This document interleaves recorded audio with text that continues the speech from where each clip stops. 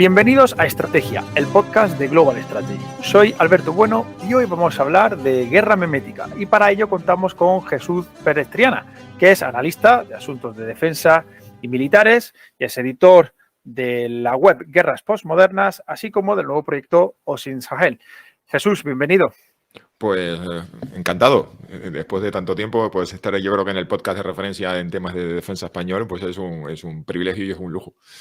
Pues nada, gracias por la buena consideración. La verdad es que, como decimos, va bien, nos escucháis, nos seguís y un gusto además invitaros a esta nuestra casa, vuestra casa. Así que nada, un placer tenerte. Tenía ganas porque nos seguimos en redes, para quien no lo sepa, que lo dudo, pero por si acaso, Jesús Pérez Triana lo podéis encontrar en Twitter como @jpereztriana.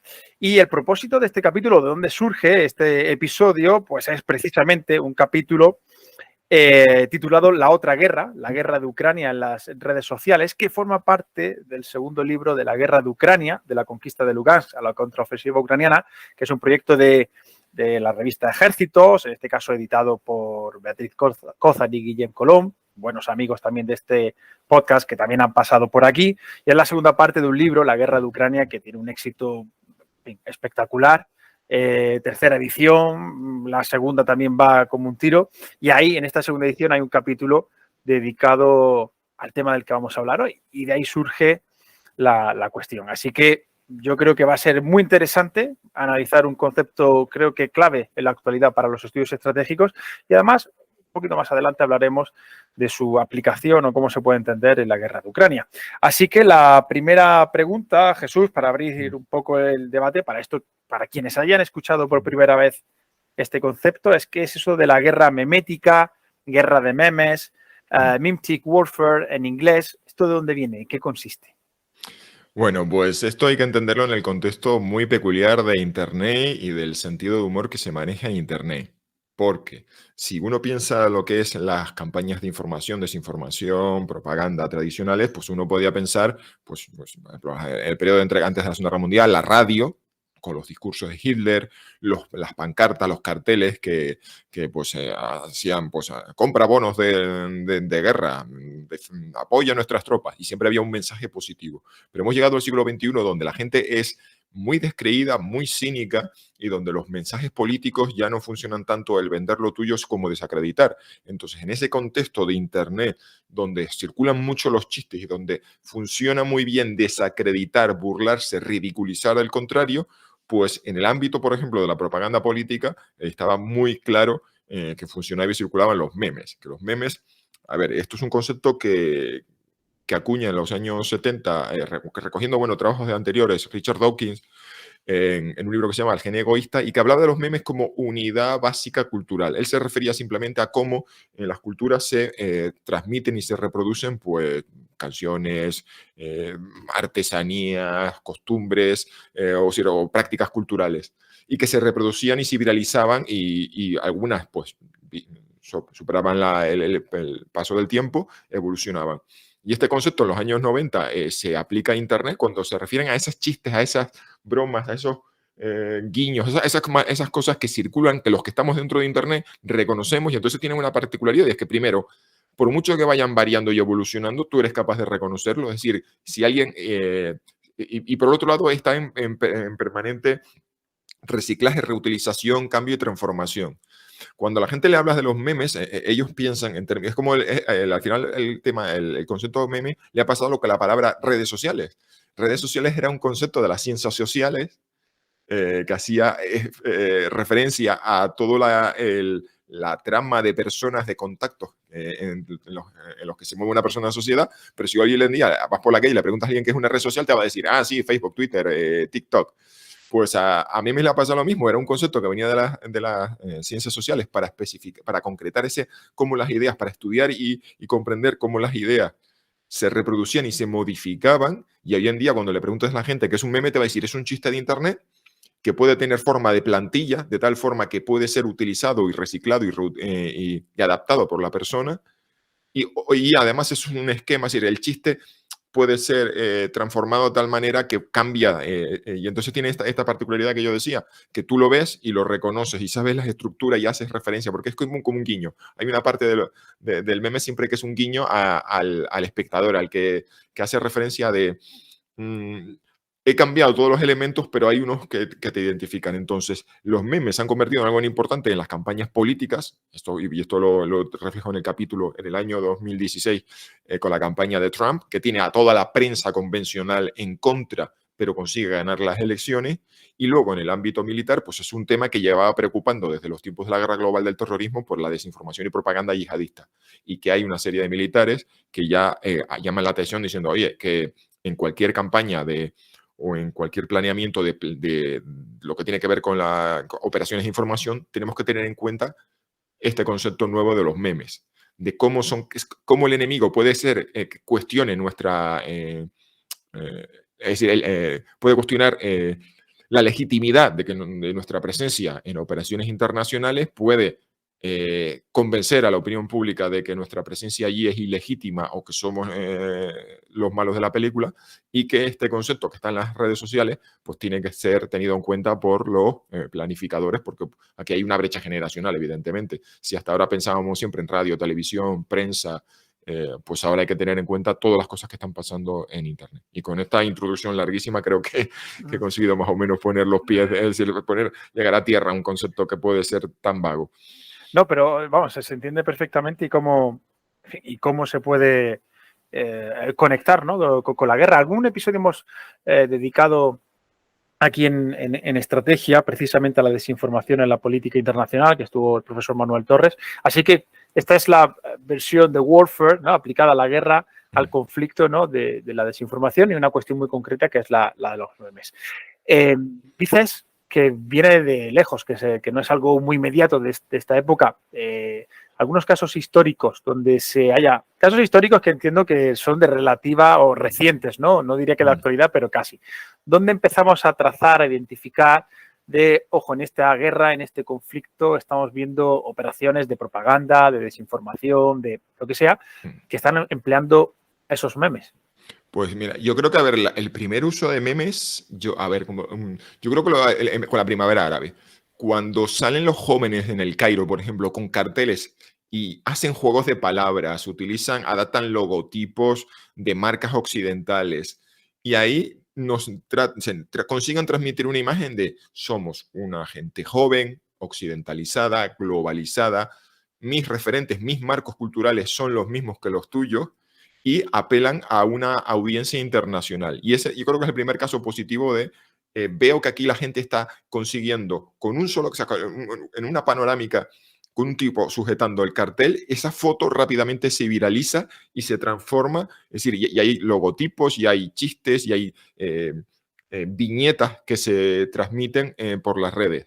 Y reducen todo un conflicto enorme y toda una problemática social a mirar. La gente joven de las sociedades, de las sociedades árabes han salido a la calle y se han puesto en marcha porque quieren que su país evolucione. Si nos vamos a la guerra, yo creo que lo primero fue, la primera vez que yo dije, aquí están pasando cosas raras, y fue un fenómeno, fue un acontecimiento que me hizo pensar sobre muchísimas más cosas, fue 2013, cuando el régimen de las tropas gubernamentales sirias utilizan armas químicas contra su propia población.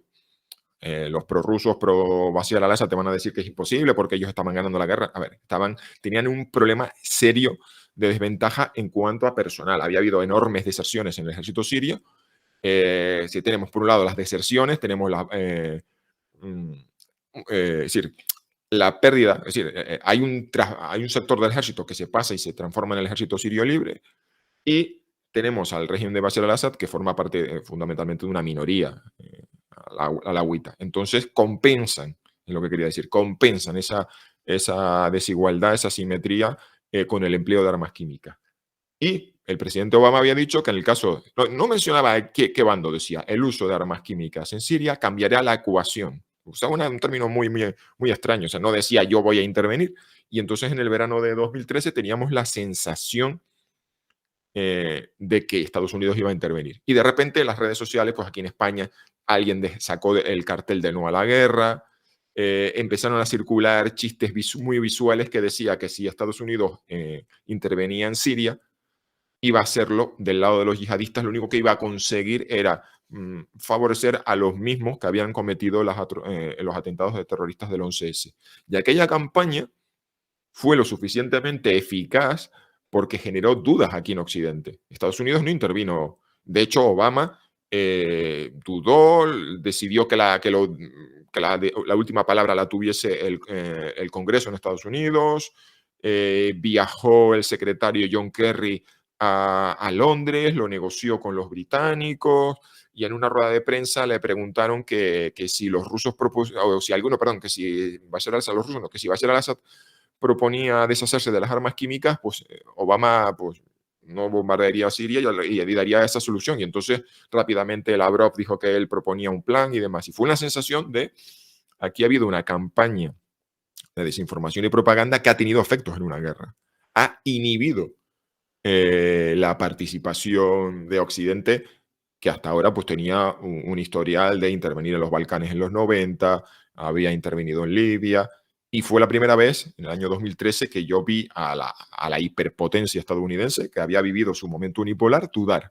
Y pasaron dos cosas en el 2013. O sea, a partir del 2013 pasaron dos cosas al año siguiente. Estados Unidos duda, y al año siguiente, en el 2014, pasan dos cosas. Rusia invade Ucrania, y China multiplica las obras en los atolones y en las islotes del mar de la China meridional. O sea, se disparan las obras de dragado y de construcción de bases ante la perspectiva pues, de que Estados Unidos había dudado y ya no era la hiperpotencia que había habido. Y luego ya, evidentemente, después de la primera invasión rusa de Ucrania, que se apodera de Crimea y luego hace una guerra proxy en la parte oriental, también fue el momento, uno de los memes más potentes fue los ucranianos son nazis, ha habido un golpe de estado de Kiev, no tiene a Occidente ninguna legitimidad de actuar allí, y esa inacción occidental le permitió a Rusia, uno, quedarse con Crimea, y dos, que el conflicto se enquistara. Porque a eso hay que pensar, que si todo el apoyo que se le ha dado a Ucrania en el 2022-2023 se lo hubiese dado en el 2014, pues no estaríamos en esta solución.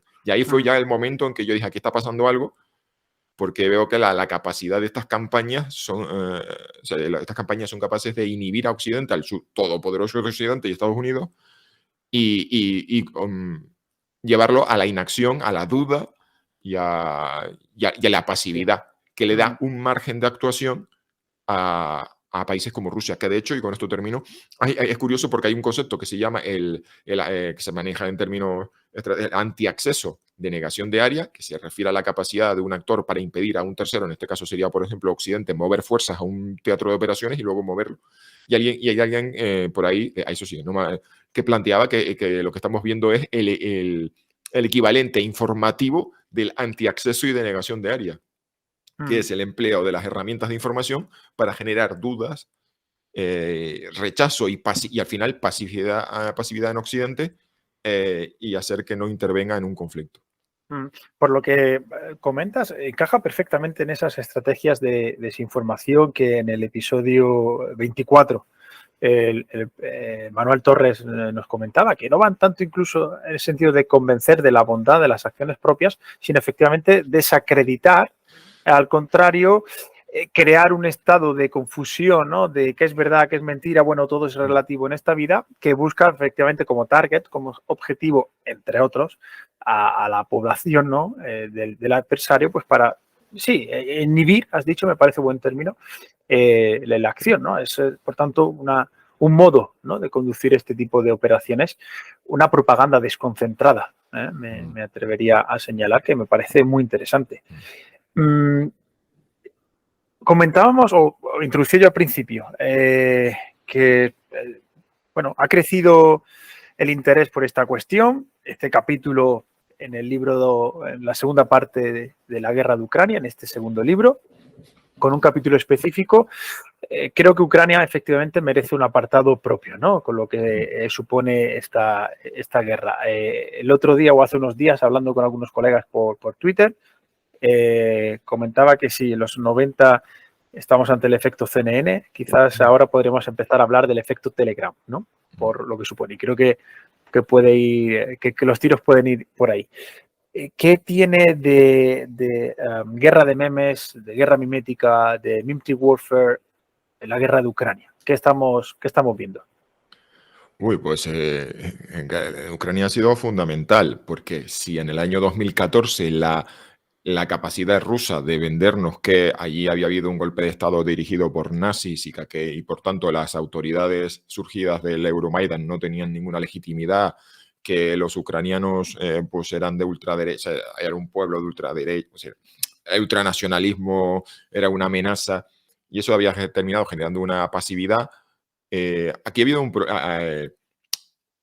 aquí los rusos primero han tenido un problema y es que ha sido difícil vender esa ambigüedad moral y esa confusión informativa en una situación tan clara como una invasión. La cuestión es que la sociedad civil ucraniana se ha volcado en esta guerra. La sociedad ucraniana sí se siente absolutamente movilizada. Allí tienes pues, a los hombres de 18 a 50 años llamados a filas, hay toda una red de... Es decir, toda la sociedad entiende que esta guerra es fundamental y la diáspora está participando en esa, es decir, en mantener viva la llama del interés por el conflicto. Con lo cual, ¿cómo mantienes la llama del interés y cómo mantienes porque generar noticias, o sea, no es suficiente generar noticias.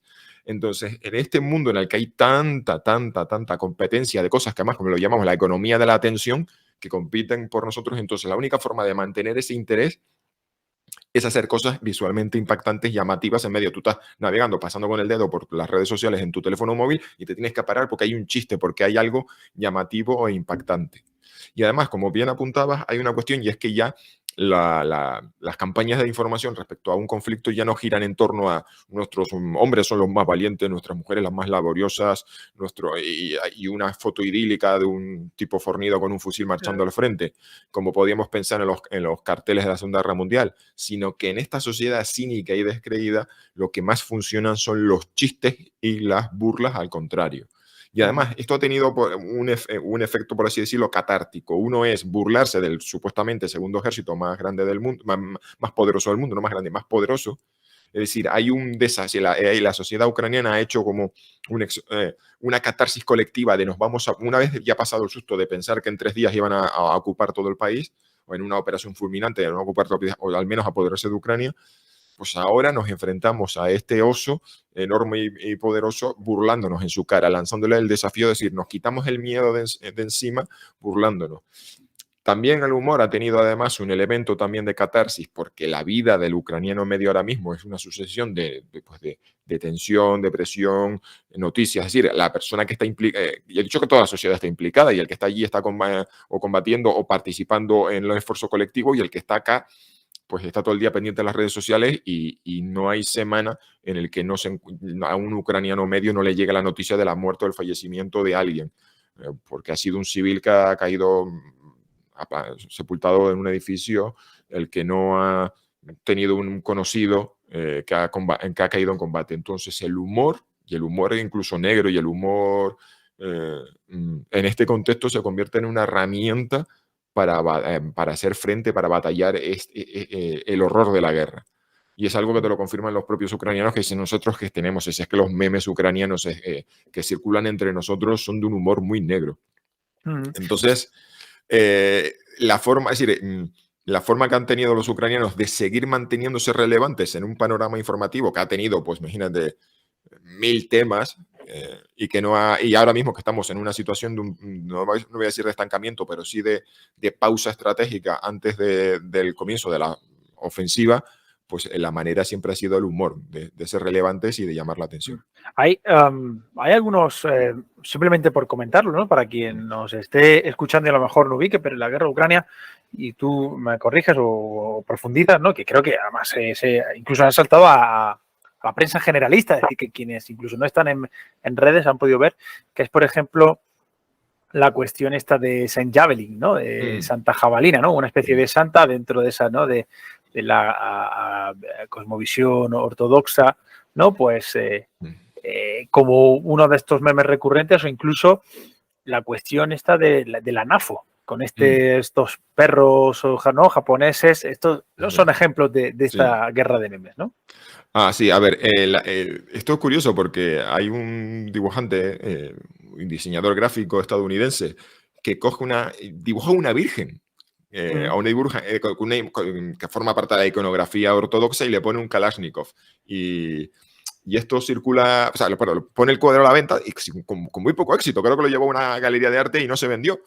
Lo que pasa es que eso estaba en un catálogo y en el momento en el que Estados Unidos le entrega misiles Javelin, que significa lo que significa jabalina, que son los misiles pues, con modo de dispara y olvida, que tienen un modo de ataque vertical que caen picados sobre el blindaje superior de los carros de combate, que es uno de los primeros meses de la guerra, además era quizás junto con los Bayraktar turcos, ¿no? Fue los que esos, ¿no? que hicieron fortuna, ¿no? En la prensa, ¿no? Sí, llamaron muchísimo, captaron la imaginación. Luego los ucranianos dicen, bueno, la artillería fue la fundamental en la defensa de Kiev, lo que pasa es que sí, pero bueno, estamos hablando de lo que llega, ¿no? Me refiero que los ucranianos que cuando uno lee a los ucranianos dicen lo que cautivó la imaginación de la opinión pública no es necesariamente lo más relevante para nosotros en términos tácticos, pero sí. Entonces, la cuestión es que hubo un sentimiento generalizado de alivio por la recepción de los misiles Javelin. Es que hay una cosa, que estos misiles se recibieron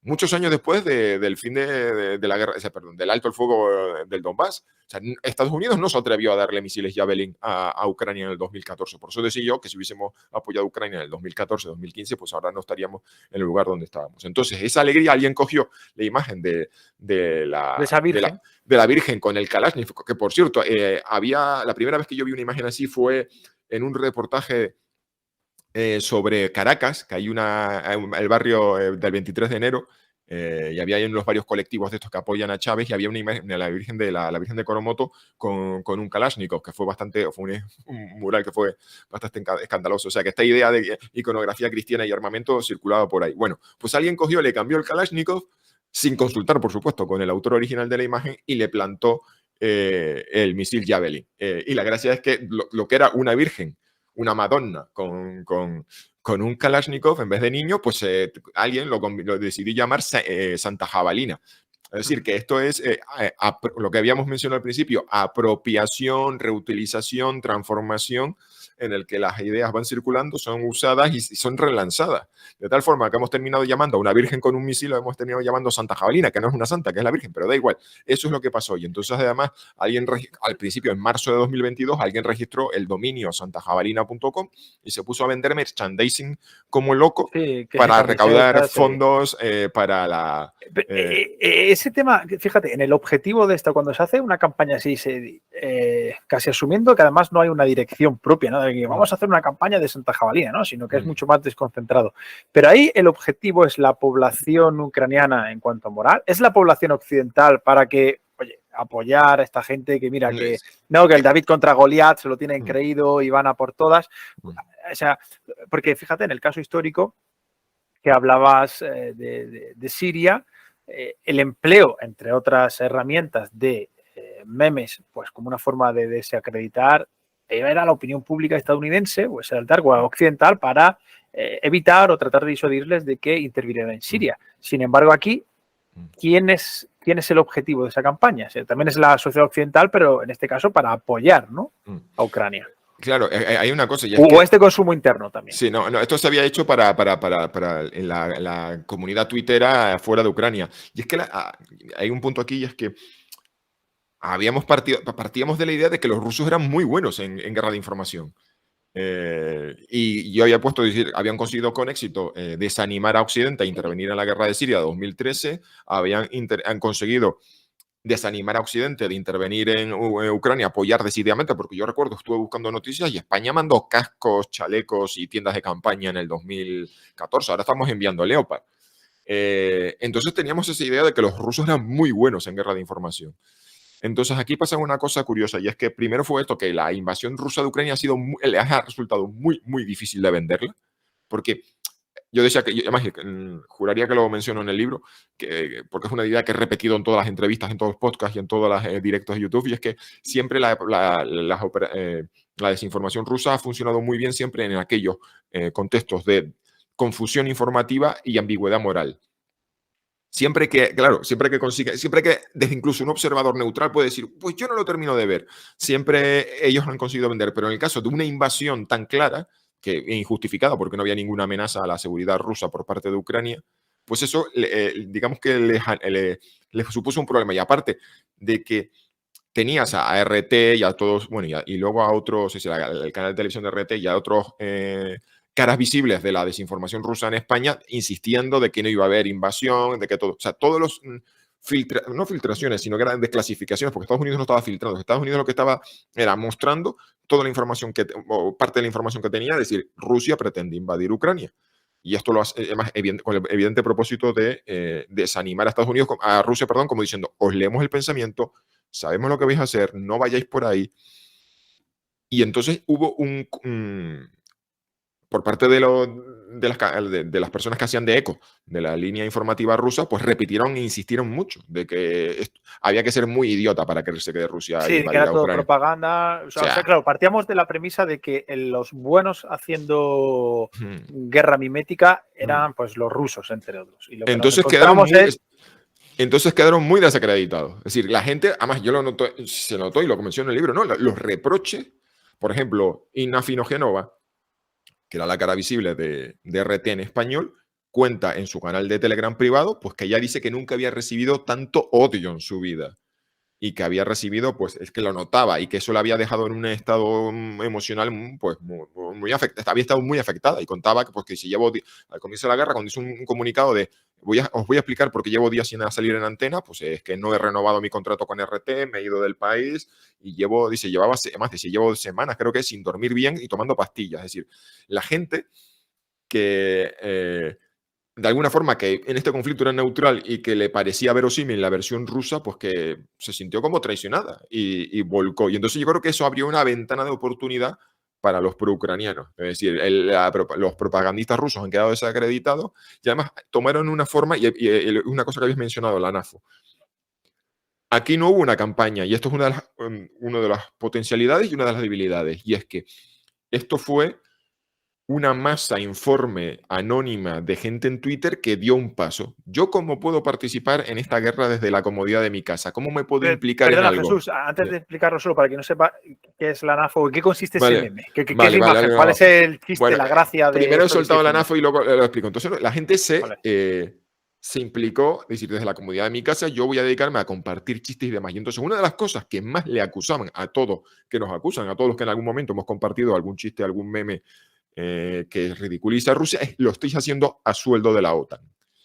Entonces, lo de estáis a sueldo de la OTAN, lo estáis haciendo a sueldo de la OTAN, se convirtió en se convirtió en un meme que ya la propia es el chiste, se convirtió en un chiste que Entonces alguien dijo, oye, de la OTAN no, yo no soy de la Organización del Atlántico Norte, yo soy de la Organización de Colegas del Atlántico Norte. Pero si somos un grupo de colegas, así es como ¿cómo pueden los rusos estar pensando que esta campaña, que somos 4 colegas, y entonces de ahí el nombre de los colegas, que en inglés colega, en inglés es fella, que es la transcripción fonética de fellow, que es además en un centro académico, fellow no solamente es colega, asociado, ese es el miembro asociado al centro. Sí, pero coloquialmente se transcribe de una forma muy vulgar FELA, F-E-L-A. Pues entonces alguien decidió hacer la organización de los FELAs del Atlántico Norte, que en las siglas del inglés son NAFO. Y entonces, como todo meme participativo, pues alguien, pues yo pongo el logotipo, pues yo pongo, o sea, la gente empezó a contribuir usando las 3-4 líneas fundamentales, que era la parodia de la iconografía de la OTAN adaptada a esta organización de colegas, y 2, utilizar los Shiba Inu, que es una raza de perro japonesa sobre la que hay un montón de chistes y memes, porque hay incluso una criptomoneda que fue en su momento apoyada por Elon Musk. ¿Por qué? Son estas cosas que hay en Internet, que es lo que no sé, claro, que me hace gracia que alguien diga que esto está organizado desde una oficina, cuando estos son estas cosas que a veces son un tanto difíciles de explicar fuera de Internet. Es decir, explicar, ¿y por qué elegiste el Shiba Inu? Pues porque es un perro que tiene pinta graciosa y parece entrañable, es cookie, es un perro muy cookie. Sí, como algunas de las cuestiones virales en Internet, que nadie sabe, que incluso son virales porque la gente habla o pregunta por qué es viral, y la propia pregunta lleva a que haya eco, ¿no? Al respecto. Entonces tenemos utilizar la iconografía, darle la vuelta al chiste de ustedes están a sueldo de la OTAN, darle la vuelta y decir, no soy de la OTAN, estoy de la OFAN, que es una organización de colegas. Utilizar los Shiba Inu y entonces alguien ha creado, hay páginas por ahí que son repositorios de chistes y memes para compartir, hay gente que ha hecho merchandising. Y de pronto, y aparte, la directriz de cuando tú veas, navegando por internet, veas a otra persona que forma parte de todo este movimiento, tú síguele y así se va creando comunidad. Y la otra es cuando alguien pues, pide ayuda, sobre todo pues, aprovechar o explotar las normas de Twitter, que por ejemplo penalizan los mensajes de odio, la utilización de imágenes muy explícitas. Entonces, pues cuando alguien de la NAFO o alguien simpatizante de la NAFO o de la OFAN encuentra a alguien que apoya a Rusia saltándose esas normativas, pues entonces se aplica el artículo 5, que es una parodia del artículo 5 de la OTAN, que es acudamos a incordiar a este tipo, afeándole la conducta o directamente denunciando pues, esos tweets. Y os puedo decir que no se trata de acallar voces legítimas. A veces hay gente que ahí fuera dice barbaridades que, bueno, que son constitutivas, en algunos casos incluso constitutivas de delito. Entonces, pues eso ha sido una red, esto es lo que llamamos en topología de redes una red distribuida. No es ni centralizada ni descentralizada, distribuida. Esto es un nodo informe. Y bueno, y yo decía que yo he hablado hasta ahora de las potencialidades de la fortaleza. Que no hay líderes, no hay... Hombre, hay personajes célebres, hay gente carismática que puede ser un referente. Pero no hay un líder, no hay un centro. Y la debilidad es que tampoco no hay nadie, no hay un jefe, precisamente, no hay un jefe y no hay nadie que pueda controlar este movimiento. Y entonces, por ejemplo, lo que está sucediendo es que llevamos más de un año de guerra y estamos viendo ahí unos choques de egos y de peleitas en todos los ámbitos, no solo aquí en España. Me estoy dando cuenta que al final, ¿por qué la gente dedica tanto tiempo de su vida privada a seguir la guerra de Ucrania, a compartir información? Una, por una voluntad de sentirse parte, de sentirse útil. Pero esto es como las comunidades de software libre, que en el fondo tú compartes, o de cazadores-recolectores, en el que tú pones en el centro y compartes por prestigio, por obtener relevancia. Y al final eso pues termina siendo pues generando unas dinámicas negativas. Que yo me refiero que esto tiene la ventaja de que no hay un jefe y no hay nadie que lo controle, pero por otro lado también ha tenido el lado negativo de que a veces pues hay unos choques ahí que yo tampoco termino de comprender, pero porque es así, porque es caótico y porque forma parte de...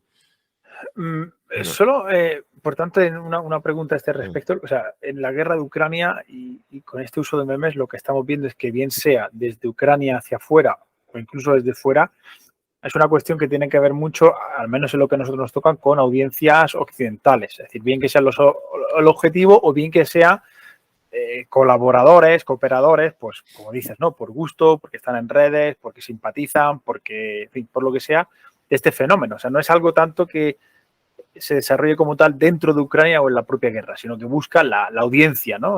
Occidental. Bueno, los ucranianos tienen sus propios memes y a veces, claro, ellos te dicen, es que esto es intraducible, es que son juegos de palabras. Claro, entonces, hay como es el chiste que se traduce, en cuanto se traduce se pierde la gracia. Sí, exacto. Entonces, los ucranianos tienen sus propios memes con los que se dan ánimos, con los que se burlan de Putin, con los cuales exaltan a sus soldados y hacen chistes, y eso es un circuito. Y luego tenemos los memes que circulan en inglés y luego por comunidades. En el caso de pues, español, pues tenemos los personas españoles. Entonces habría que ver las distintas comunidades. Los ingleses, los memes en inglés son los que más circulan.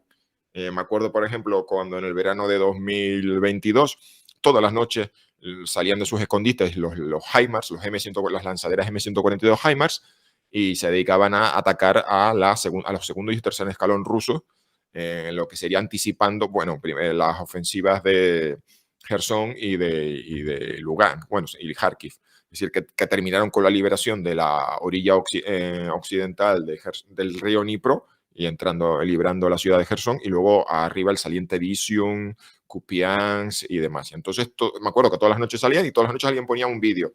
Y era el HIMARS O'Clock. ¿Qué hora es? Es HIMARS O'Clock. Eso, pues, fue un meme que no se tradujo. Todos decíamos, mira, es HIMARS O'Clock. ¿Qué hora es? Pues es la hora de que salgan los HIMARS de su escondite y metódica y periódicamente machaquen la segunda y los segundos y tercer escalón en profundidad.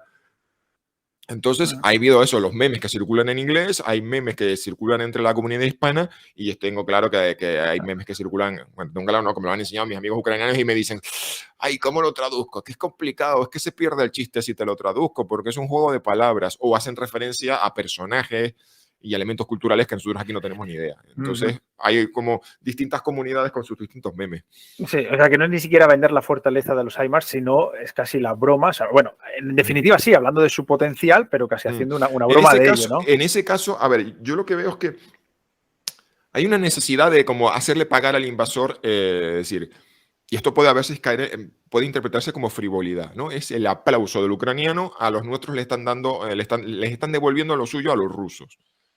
Y eso a veces pues tiene un lado en el que lo hemos comentado, ¿no? De que para un ucraniano que tiene todas las semanas noticias negativas, cayó un misil aquí que reventó y murió un niño, cayó en combate el primo de una vecina, el vecino del tercero me cuenta que su marido pues ha perdido una pierna. Entonces, cuando ellos ven a sus fuerzas devolviéndole, es decir, bombardeando y atacando posiciones, pues ellos sienten que ojo por ojo, diente por diente, se la estamos devolviendo. Entonces hay una exaltación de los nuestros también, y en cuanto a la gente que conocía y entendía, viendo los M142 HIMARS en acción, pues uno sabía que lo que estaban haciendo es eso que se llama shaping, dar forma, que estaban anticipando, decir, y lo hemos visto recientemente, por ejemplo, con la destrucción sistemática de equipos de guerra electrónica rusos. O sea, aquí se está preparando algo.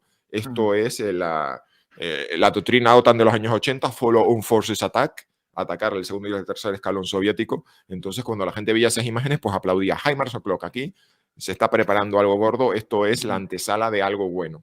Pues eso, tiene una parte frívola de celebramos que están pegándole a los malos, para algunos, para otros esto es una anticipación de algo bueno. Última pregunta ya de este respecto. Contabas el caso histórico y en la actualidad ahora en Ucrania. Rusia o el entorno lo emplea también, lo está empleando también hacia su población, en el mismo sentido, ¿no? De moral, de apoyo, o en el que señalamos, de crear la duda a base de chistes, de bromas, ¿no? De mensajes fácilmente reenviables, ¿no? Por WhatsApp, por Telegram y todo. Sí, sí, lo estamos viendo en el caso, por ejemplo, del Zelensky cocainómano, Estados Unidos luchando hasta el último ucraniano. Esta idea, bueno, a ver, como ellos no tienen forma de hacer vender,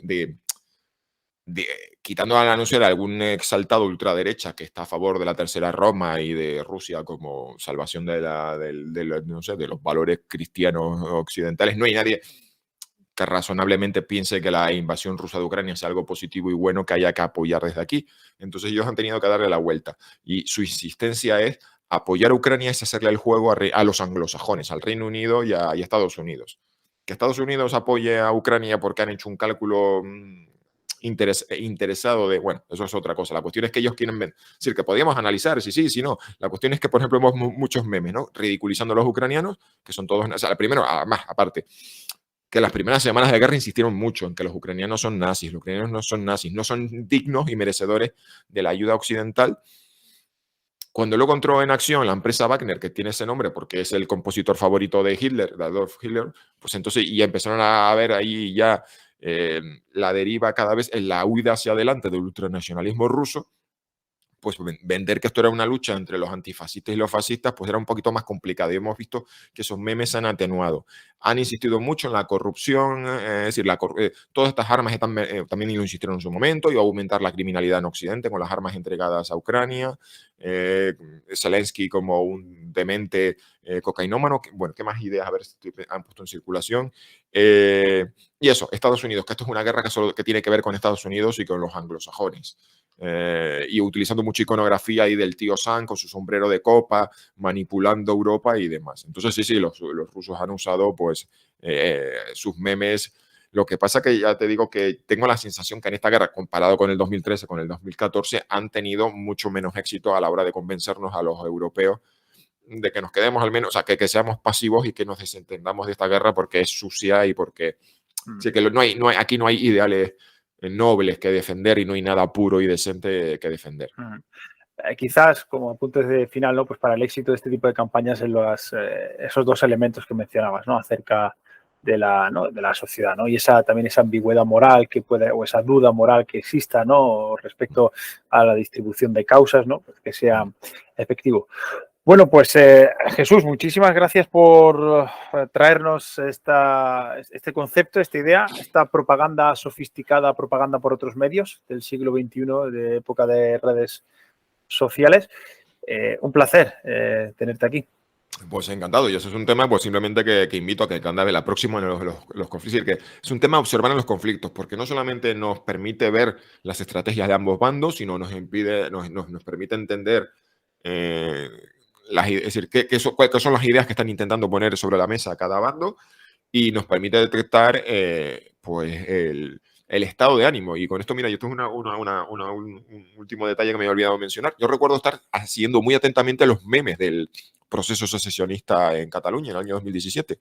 Y recuerdo cuando empezaron a circular memes en el que aparecía los bancos que tenían sede social en Cataluña abandonando Cataluña y utilizaban la foto de, creo que era Piqué, el jugador de fútbol que abrazaba a Neymar y que decía se queda, porque se dio la noticia de que el jugador Neymar había renovado con el Barcelona, cosa que resultó ser falsa y se convirtió en un chiste. Y entonces la gente empezó a hacer circular memes en el que aparecía abrazado y donde estaba la cabeza del jugador Neymar aparecía en los logos de los bancos.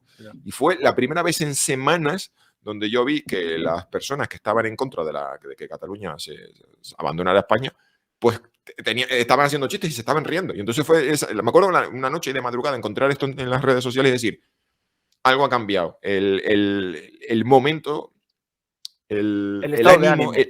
El estado de ánimo ha cambiado y aquí hay fuerzas poderosas de fondo que van a hacer que las cosas salgan de forma diferente. Entonces los memes no solamente generan efectos y se hacen para que tengan efectos, sino que podemos simplemente pasivamente estudiarlos y detectar las fuerzas de la historia de fondo en marcha. Y a mí por eso me parece fascinante y por eso lo recomiendo y por eso además me parece que todo gobierno y todas las Fuerzas Armadas que están operando teniendo que comunicar sus acciones y explicar sus acciones ante la opinión pública, pues tienen que tener en cuenta no solamente lo que digan los titulares de la prensa o lo que digan las cabeceras de los noticiarios de televisión, sino que tienen que tener especialistas pendientes de las redes sociales, porque forma parte del panorama del espectro informativo como cualquier otra cosa más. Entonces esto no es una cosa, por muy frívolo que parezcan los chistes de Internet, porque uno puede pensar, ya, pero ¿qué importancia tienen los chistes de Internet?